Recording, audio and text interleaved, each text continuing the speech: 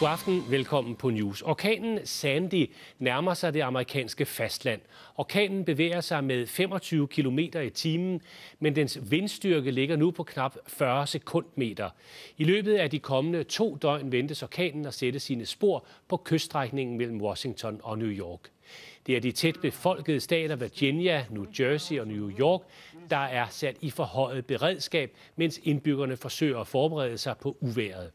I New York lukker undergrundsbanen, og busser og tog indstilles søndag aften amerikansk tid. Mandag er børsen på Wall Street lukket. Meteorologerne advarer om kraftige vindstød og store vandmasser, der vil ramme et område på næsten 1000 km i diameter fra Virginia i syd til New England i nord. Og stormen får nu konsekvenser for flytrafikken. Hundredvis af amerikanske indenrigsfly er aflyst, og SAS aflyser alle sine flyafgange mellem København og USA i morgen mandag. Det samme gælder fly både fra USA og fra København. Og SAS er ikke alene. Over hele Europa aflyser flyselskaber deres afgange til og fra USA både i dag og i morgen. Københavns Lufthavne oplyser, at der ikke er andre aflysninger fra Københavns Lufthavn. Staten Delaware på den amerikanske østkyst ligger lige der, hvor der er størst risiko for at blive ramt, når orkanen slår ind om godt et døgn. Nyhedernes korrespondent tog ud til Delawares kyst, til et af områdets mest kendte badesteder, der risikerer at blive ramt af orkanen. Fest afløst af frygt her i Rehoboth Beach på Atlanterhavskysten. It's the craziest thing I've seen since I've been here. Det her skulle have været alle tiders fest i den traditionelle Halloween-weekend. Frankenstorm.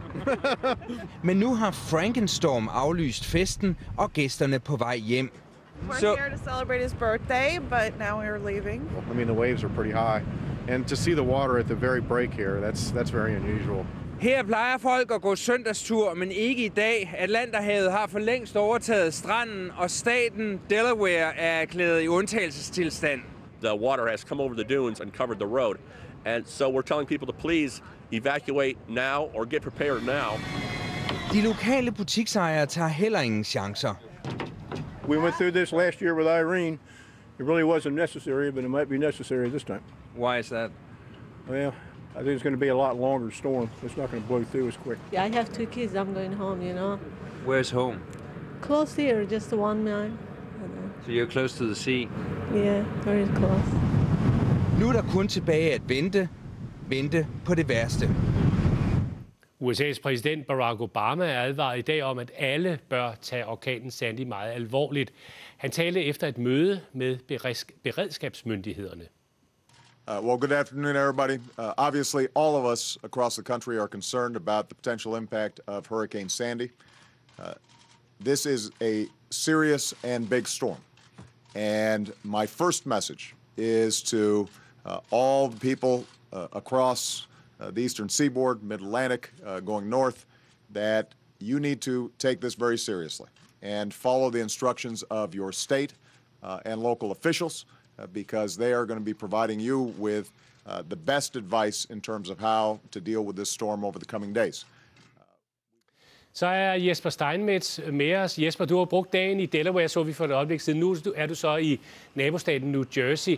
Hvad er situationen? Kan man mærke, at Sandy rykker tættere på?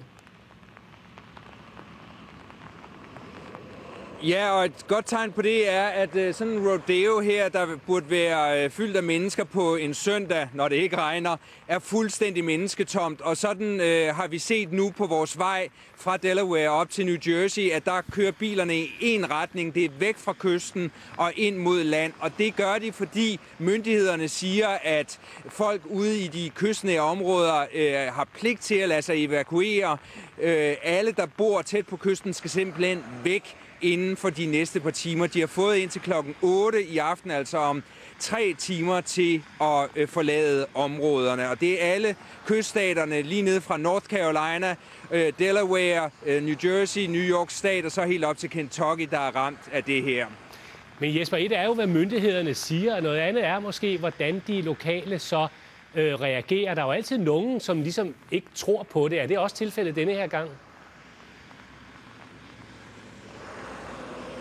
Ja, altså man kan jo godt mærke, når vi kommer med angst i stemmen og siger, hvorfor forlader I ikke området, så kigger de på os i de her områder, der er vant til det, og siger, jamen det er jo bare en orkan. Altså det er de jo vant til, det er jo orkansæson, det er lige det yderste af orkansæsonen. Men denne her orkan Frankenstorm, som den er blevet benævnt, er værre, eller har potentiale til at være værre end hidtil, fordi det er mange forskellige vejrsystemer, der mødes inden for de næste 48 timer. Derfor har den potentiale til at gøre så stor skade. Vi skal huske på, at vi befinder os i den mest befolkningstætte del af USA. Hver tredje amerikaner bor i det her område, der bliver ramt. Det er 112 millioner mennesker. Og derfor er der ingen tvivl om, at vi vil komme til at se meget, meget store materielle skader, mange problemer med, at folk mister strøm osv. i de kommende dage. Nu er det jo ikke alene, som du siger, orkansæson. Det er jo også politisk sæson. Vi er midt i det aller sidste opløb til præsidentvalget. Hvordan påvirker orkanen præsidentvalgkampen? Jamen helt konkret så har både Romney og Obama måtte aflyse valgmøder i dag og flytte valgmøder. Romney skulle have været i staten Virginia, men er blevet nødt til at tage til Ohio i stedet for. Og der render han ind i et andet problem i morgen, fordi Ohio bliver også ramt sandsynligvis af orkanen Sandy. Og der vil det forårsage meget store snefald, så det kan komme til at skabe problemer for hans valgkampagne. Obama skulle i morgen have været til Florida, og tidligere på dagen hørte vi, at han ville tage afsted allerede i dag. Men det seneste, jeg har hørt, er, at han helt har aflyst at tage til Florida i morgen. Simpelthen fordi han ønsker at blive i Det Hvide Hus og observere situationen og tage de beslutninger, der om nødvendigt skal tages fra Washington på national plan. Så lød det fra Jesper Steinmetz med os fra New Jersey, og så hopper vi over til New York, ikke langt derfra, til Christian Nielsen, som bor ved Ground Zero i New York, hvor myndighederne jo nu har varslet, at al offentlig transport indstilles her til aften. Christian Nielsen, hvordan reagerer folk på udsigten i den her kæmpe by til, at de altså står øje til øje, om jeg så må sige, med orkanen Sandy? Jamen, jeg synes faktisk, de tager det ualmindeligt stille og roligt. Altså, der hvor jeg befinder mig lige nu, der ser jeg ikke den store forskel fra en normal hverdag. Altså, ikke som det er lige nu. Udover for eksempel, hvis man går ned til vores lokale supermarked, så ser man, der er blevet alt vand er udsolgt, alle sådan nogle æg er udsolgt, de normale dagligvarer er udsolgt, men ellers så synes jeg ikke, jeg oplever noget anderledes. Men er du ikke præcis i det område, hvor borgmester Bloomberg har sagt, at man ikke skal være? Skulle du ikke se at komme videre? Nej, det er jeg faktisk ikke. Altså, jeg befinder mig inden for Zone A, som er den højrisikozone, men jeg bor i en bygning, som overlevede Ground Zero-angrebene tilbage i 2001, og jeg bor 70 meter op, så jeg vil ikke føle, at jeg er mere sikker andre steder, end hvor jeg er lige nu. Er det noget, du sådan har undersøgt, eller er det noget, du regner med? Overhovedet ikke. Det er min mavefornemmelse, der siger mig det, men om det er den rigtige, det finder vi jo så ud af i nat. Måske skulle du gøre sådan, som præsident Obama har sagt, at du skal lytte til myndighederne. Når nu du vælger at blive, hvordan har du så tænkt dig at bruge tiden i morgen, når orkanen Sandy går i land? Jamen, men jeg synes, man må se den anden. Altså, det var lidt ligesom under Irene, der var det blæst op til det helt store, men da den endelig ramte, så var det jo kun en lille brise på selve Manhattan.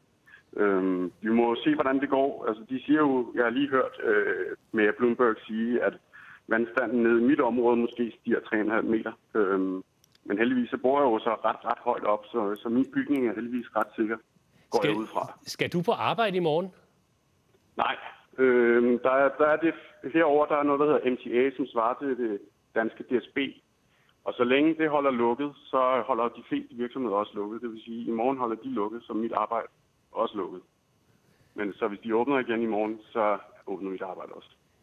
Christian Nielsen, held og lykke. Tak for din rapport. Jeg håber, at du har ret i dine antagelser. Selv tak.